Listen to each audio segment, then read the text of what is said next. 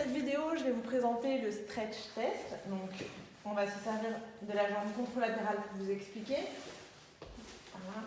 Donc, je vous rappelle que dans son trajet, le long fléchisseur de l'hallux, donc les douleurs au niveau du carrefour postérieur vont être situées juste ici. Vous retrouvez au niveau de la partie postérieure du talus les deux tubercules postérieurs dans lesquels coulisse le long fléchisseur de l'hallux. Le long fléchisseur continue, il va venir soutenir le sustentaculum thali, il va plonger sous le premier rayon, il va passer entre les deux sésamoïdes pour...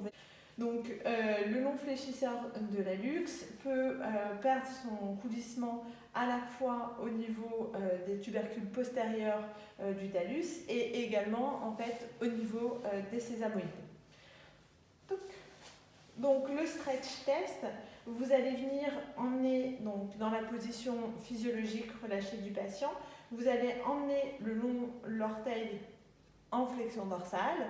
Et pour vérifier s'il n'y a pas de problème de coulisse, vous allez imprimer, donc vous allez reproduire cet effet de levier au niveau du long fléchisseur de l'hallux en impactant la subtalaire et vous emmenez à nouveau votre premier rayon, votre MP en hyperextension et vous vérifiez l'amplitude.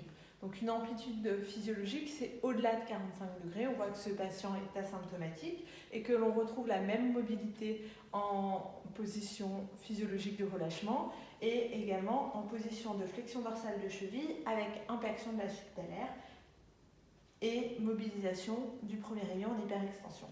Si ce n'est pas le cas et que vous retrouvez donc une perte de mobilité au niveau de ce premier rayon, vous allez pouvoir décoapter votre subtalaire par simplement, donc, je vous invite à imprimer les petits mouvements de circonduction au niveau du calcaire et avec une prise bimanuelle, vous allez tracter la subtalaire vers vous afin de décoapter cette subtalaire et de regagner la mobilité de votre premier rayon.